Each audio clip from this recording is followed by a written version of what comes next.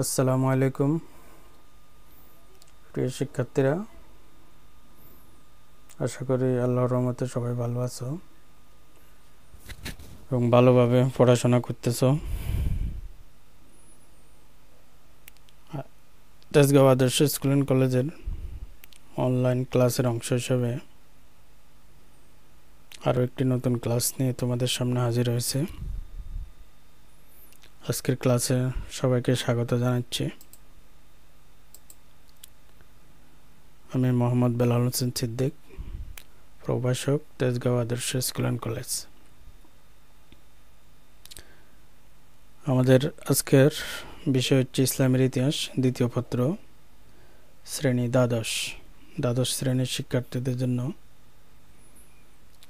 এই ভিডিওটি তৈরি করা হচ্ছে। যদিও ইতিহাস সচেতন যে কেউ আজকের ক্লাস থেকে উপকৃত হতে পারে, কারণ আজকের ক্লাসটি খুবই গুরুত্বপূর্ণ এক ব্যক্তিত্ব ভারতীয় উপমহাদেশের ইতিহাসে, মোগল সম্রাট আকবর। মোগলদের অনেক সম্রাট ছিল, কিন্তু হিন্দু মুসলিম সব জনসাধারণের কাছে জনপ্রিয় সম্রাট ছিল হচ্ছে সম্রাট আকবর।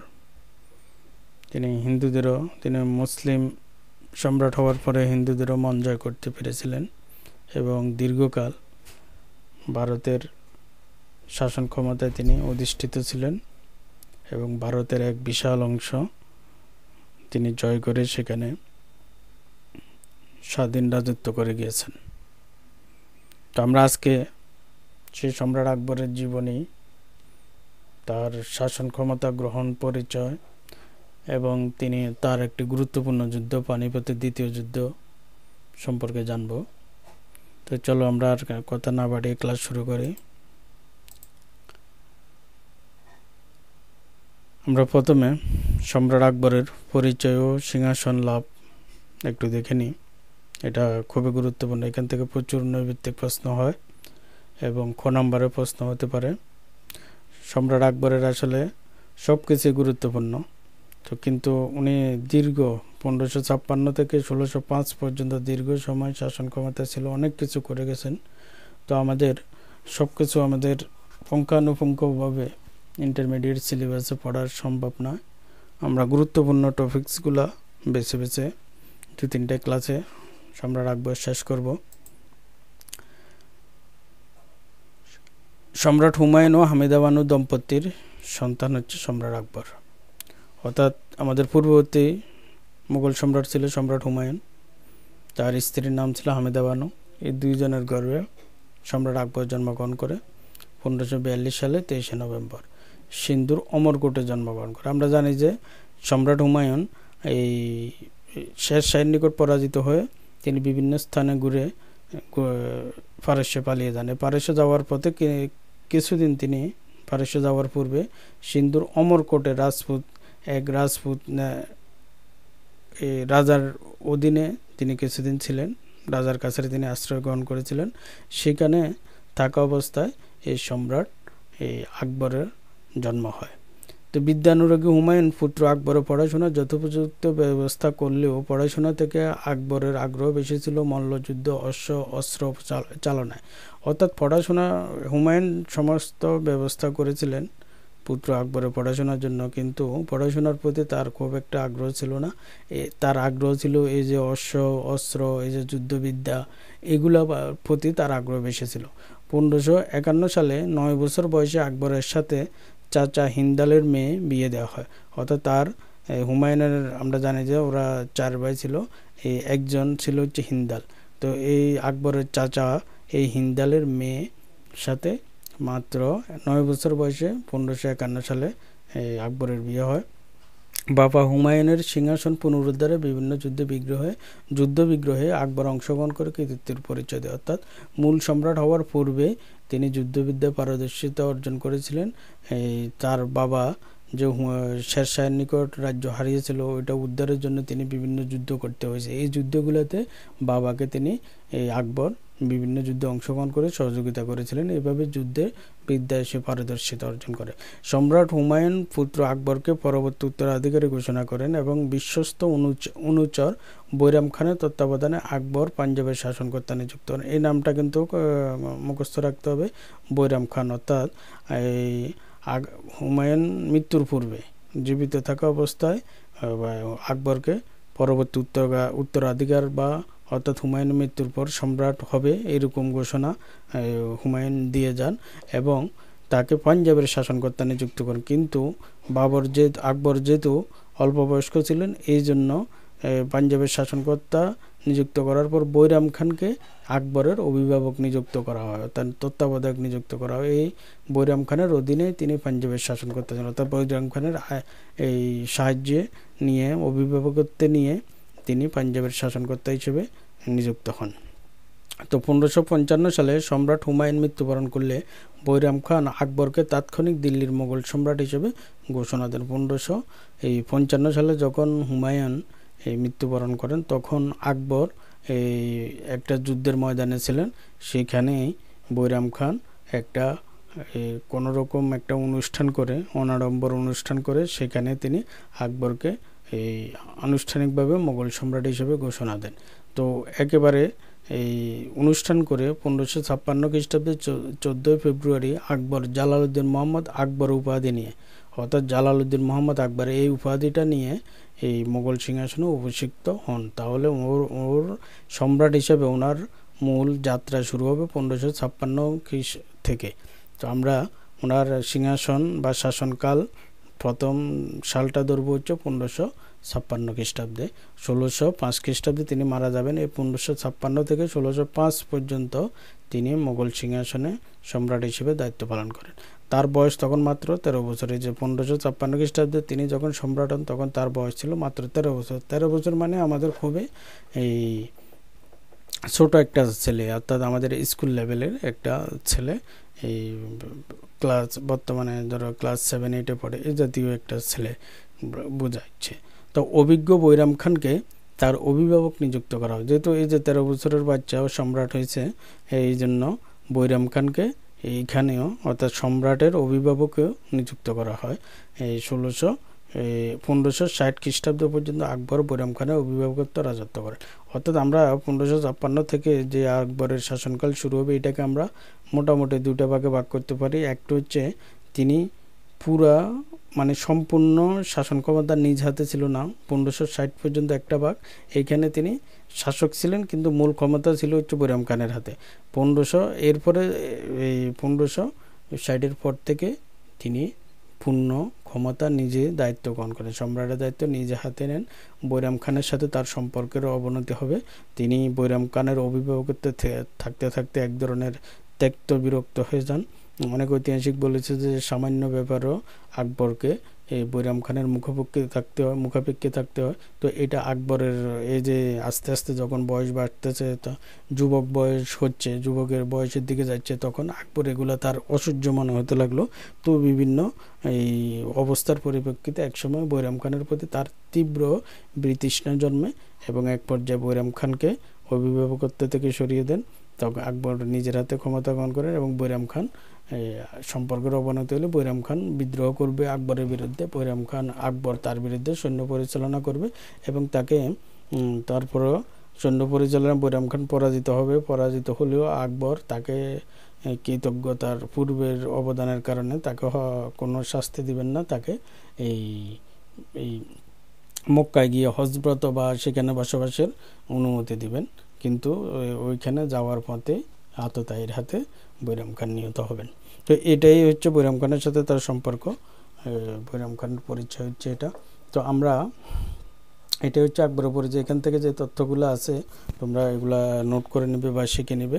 এখান থেকে প্রচুর নৈর্ভিত্তিক প্রশ্ন আসে এবং ক নাম্বারের প্রশ্ন আসতে পারে। তো আমরা এরপরে যাই আকবরের ছবিটা, যদিও এটা প্রকৃত ছবি না, তারপরেও এটা ব্যবহার করা হয় আকবরের হিসেবে, প্রতিকৃতি হিসেবে। তো আমরা খুবই গুরুত্বপূর্ণ একটা আকবরের ইতিহাসে বা খুবই গুরুত্বপূর্ণ একটা যুদ্ধ, যে যুদ্ধের মাধ্যমে মোটামুটি আকবর নিরাপদে তার শাসন কার্য শুরু করতে পেরেছিলেন, শাসন ক্ষমতা যাত্রা শুরু হয়েছিল।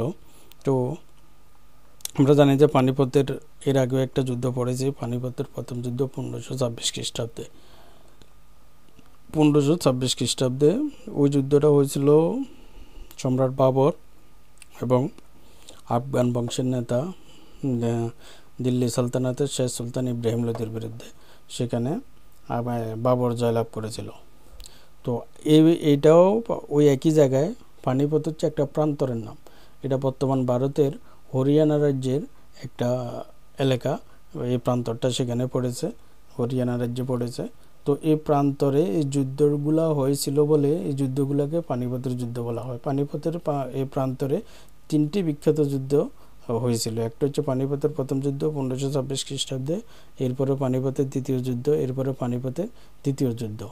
আমরা এই পানিপথের তৃতীয় যুদ্ধটাও এই নাদির শাহ এবং মারাঠাদের মধ্যে হবে।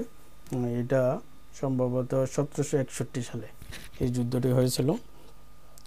তো আমাদের এটা হচ্ছে পানিপথের দ্বিতীয় যুদ্ধ, 1556 খ্রিস্টাব্দে হয়েছিল। এই যুদ্ধ হয় সম্রাট আকবর এবং হিমুর বিরুদ্ধে। হিমুর মধ্যকার এই যুদ্ধে সম্রাট আকবর জয়লাভ করবে। আমরা দেখিনি এই যুদ্ধের বিস্তারিত তথ্য।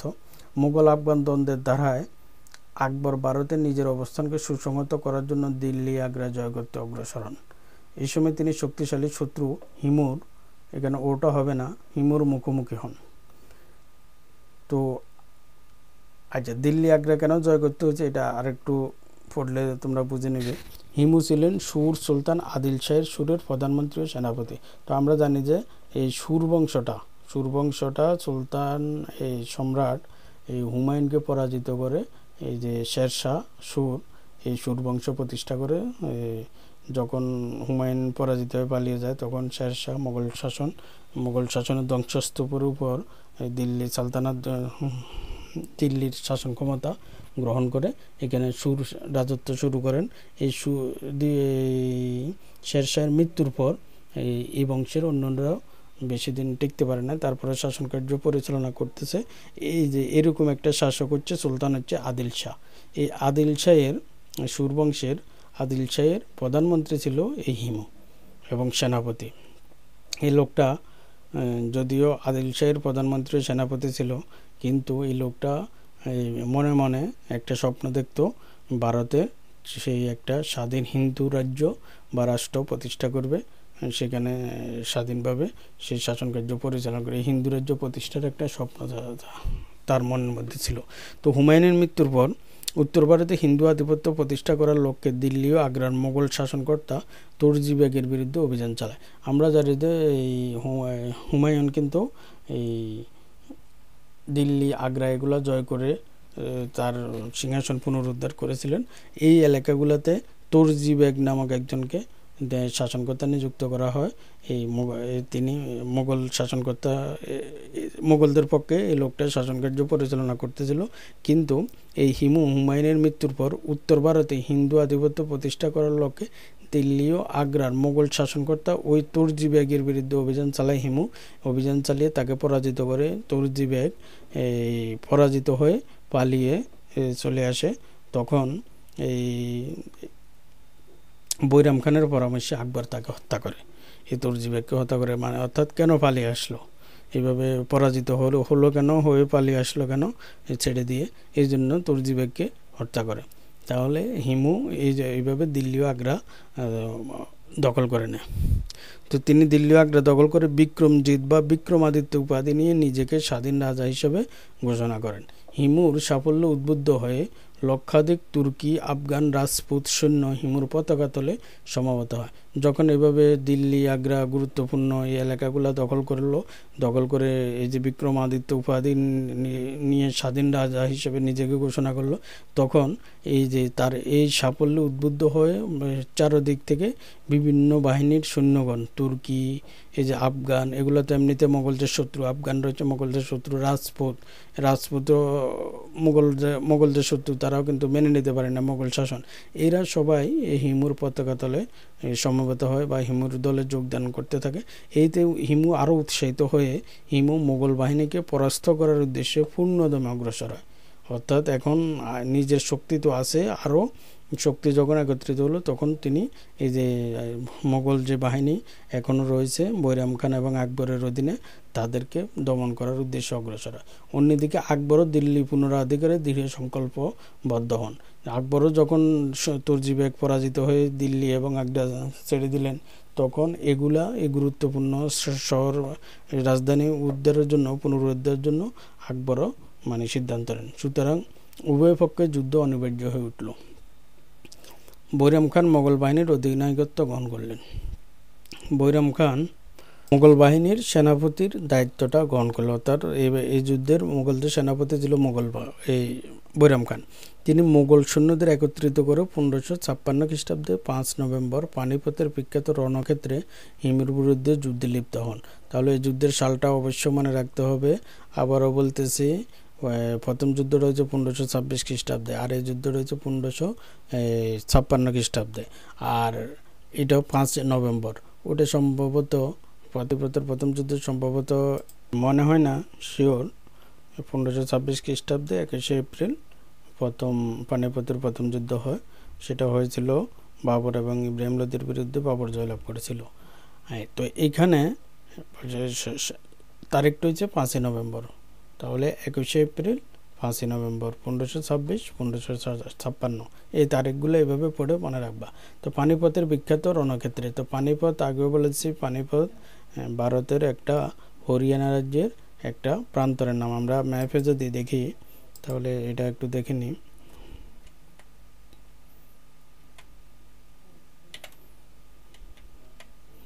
এই যে পানিপথ ভারতের এই এলাকাটাতে পানিপথ প্রান্তরটা অবস্থিত। তো আর এই যুদ্ধটা হচ্ছে তাহলে আকবর, এটা হচ্ছে আকবরের ছবি আর এটা হচ্ছে এই হিমুর প্রতিকৃতি। তো এই দুইজনের মধ্যে এই পানিপথের প্রায় বিখ্যাত রণক্ষেত্রে যুদ্ধটি হয়েছিল। হিমুর বিরুদ্ধে যুদ্ধে লিপ্ত হন বৈরাম খান ও আকবরের নেতৃত্বাধীন 20,000 সৈন্যের মোগল বাহিনী হিমুর লক্ষাধিক সৈন্যের বিশাল বাহিনীকে শোচনীয়ভাবে পরাজিত করে। তাহলে আকবর বা বৈরাম খানের বা মোগলদের সৈন্যের সংখ্যা ছিল 20,000 আর হিমুর সৈন্যের সংখ্যা ছিল লক্ষাধিক। আর পানিপথের প্রথম যুদ্ধে এই বাবরের সৈন্যের সংখ্যা ছিল মাত্র 12,000 আর এখানে হচ্ছে মোগলদের 20,000। আর ওইখানে ইব্রাহিম লোদির সৈন্য সংখ্যা প্রায় লক্ষাধিক ছিল, 100 হাতি ছিল, আর এখানে হিমুরও লক্ষাধিক সৈন্য। তো এইভাবে দুই পক্ষ সৈন্য সংখ্যা নিয়ে যুদ্ধ মোকাবেলা হয়, কিন্তু মোকাবেলায় হিমুর বাহিনী শোচনীয়ভাবে পরাজিত হয়। যুদ্ধরত হিমুর চোখে একটি তীর বিদ্ধ হওয়ায় তিনি জ্ঞান হারিয়ে ফেলেন এবং অচেতন অবস্থায় তাকে বন্দী করা হয় এবং পরে তাকে হত্যা করা হয়।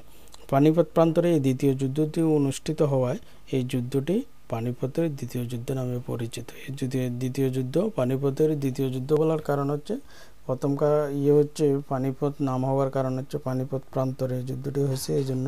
আর যেহেতু এর আগেও একটা যুদ্ধ হয়েছে এই প্রান্তরে, এই জন্য ওইটা প্রথম যুদ্ধ, আর এটা যেহেতু দ্বিতীয় যুদ্ধ এই জন্য দ্বিতীয়বার হয়েছে, এই জন্য এটা পানিপথের দ্বিতীয় যুদ্ধ নামে খ্যাত। তো এই পানিপথের দ্বিতীয় যুদ্ধ খুবই গুরুত্বপূর্ণ। এখান থেকে উদ্দীপক আসে এবং বিভিন্ন নৈবিত্তিক জ্ঞানমূলক প্রশ্ন আসে। এগুলো তোমরা তথ্যগুলো অবশ্যই ভালো করে মুখস্থ করে নেবে। তো আমরা এখন দেখব পানিপথের দ্বিতীয় যুদ্ধের গুরুত্ব বা তাৎপর্য, অর্থাৎ এই যুদ্ধটা ইতিহাসে কোনো গুরুত্ব বহন করে কিনা। ভারতের রাজনৈতিক ইতিহাসে পানিপথের দ্বিতীয় যুদ্ধ একটি ঐতিহাসিক তাৎপর্যপূর্ণ ঘটনা। মোগলদের জন্য এই যুদ্ধ ছিল একটি মীমাংসাত্মক যুদ্ধ, অর্থাৎ এটার মাধ্যমে এই যে দেখবা যে সম্রাট আকবর যে যুদ্ধ মোগল বংশ প্রতিষ্ঠা করার পর থেকে যে একটা যুদ্ধের মধ্যে ছিল, সেই যুদ্ধ অবস্থাটা সম্রাট হুমায়ুনকেও মোকাবেলা করতে হয়েছে এবং আকবরের এই পানিপথের দ্বিতীয় যুদ্ধ পর্যন্ত এই যে যুদ্ধ অবস্থাটা বিরাজমান ছিল। অর্থাৎ আফগানদের সাথে যে এই রাজপুতদের সাথে, বিশেষ করে আফগানদের সাথে যে যুদ্ধের পরিস্থিতিটা সৃষ্টি হয়েছিল, এই যুদ্ধের মাধ্যমে এই একটা মীমাংসা হয়ে যায়, অর্থাৎ আফগান শক্তি একেবারে নিচ্ছিন্ন হয়ে যায়। 1526 খ্রিস্টাব্দে ভারতের প্রাধান্য প্রতিষ্ঠায় যে মোগল আফগান দ্বন্দ্বের সূচনা হয়েছিল, 1556 খ্রিস্টাব্দে পানিপথের দ্বিতীয় যুদ্ধের মাধ্যমে তার পরিসমাপ্তি ঘটে। অর্থাৎ আফগানদের ইব্রাহিম লোদিও আফগান ছিল, এই যে শেরশাহ, এই সুরবংশ, এরাও কিন্তু আফগান ছিল। এই আফগানদের সাথে এই যুদ্ধের মাধ্যমে এই আফগানদের সাথে এক ধরনের পরিসমাপ্তি করে যুদ্ধে, যে আফগানরা আর মাথা উঁচু করে দাঁড়াতে পারে না, তারা নিশ্চিহ্ন হয়ে যায়। এই যুদ্ধে জয়লাভের ফলে মোগলরা পুনরায় ভারতের রঙ্গমঞ্চে ফিরে আসে। অর্থাৎ এই যে হুমায়ুনের পরাজয়ের মাধ্যমে ভারতের মূল রাজনৈতিক বা শাসন ক্ষমতা থেকে মোগলরা সরে গেছিল। এই যুদ্ধের মাধ্যমে যদিও হুমায়ুন অনেক এলাকাও পুনরুদ্ধার করতে পেরেছিলেন, কিন্তু এই প্রকৃতপক্ষে মোগলদের ভারতের পূর্ণ শাসন ক্ষমতা মোগলদের হাতে ফিরে আসে পানিপথের দ্বিতীয় যুদ্ধের মাধ্যমে। তো আকবর দিল্লি ও আগ্রা পুনরায় ফিরে পান। অর্থাৎ এই যুদ্ধের জয়লাভের ফলে তিনি হিমু যখন পরাজিত হয় তখন তিনি অগ্রসর হয়ে দিল্লি আগ্রা এগুলো জয় করেন এবং এর ভিত্তির উপর, অর্থাৎ দিল্লি আগ্রাকে ভিত্তি করেই উপর দাঁড়িয়ে রাজ্য সম্প্রসারণ অগ্রসর। এরপর দেখবো যে আকবর একের পর এক এলাকা জয় করে বিশাল সাম্রাজ্য, ভারতের প্রায় পুরো এলাকাটাই তিনি দখল করে নেবেন এবং শাসন ক্ষমতা প্রতিষ্ঠা করবেন। কিন্তু সেটার যাত্রা শুরু হয়েছিল এই পানিপথের দ্বিতীয় যুদ্ধের মাধ্যমে, দিল্লি আগ্রা জয়ের মাধ্যমে। কাজে বলা যায় যে পানিপথের দ্বিতীয় যুদ্ধ মোগলদের পূর্ব গৌরব ফিরিয়ে দেয়। তো এইভাবে পানিপথের দ্বিতীয় যুদ্ধের মাধ্যমে এই মোগলরা আবার যে তাদের দ্বিতীয়বার তাদের বংশ প্রতিষ্ঠা করছে বলা যায়। তো আর ওইদিকে হিমু এই যুদ্ধে পরাজয়ের মাধ্যমে তার যে স্বপ্ন ছিল হিন্দু রাজ্য প্রতিষ্ঠা করা ভারতবর্ষে, আবার পুনরায় হিন্দুদের গৌরব প্রতিষ্ঠা করার যে স্বপ্ন, সেটা ধূলিসাৎ হয়ে যায়।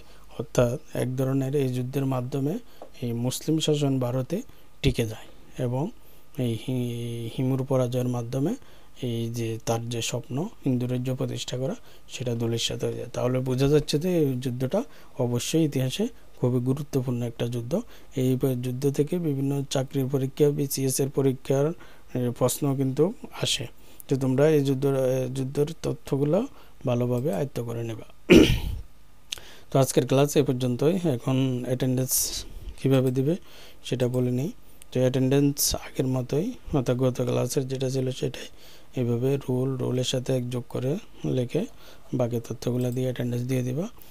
তো আজকের সবাইকে ধন্যবাদ জানিয়ে আজকের ক্লাস এখানে শেষ করছি। আসসালামু আলাইকুম।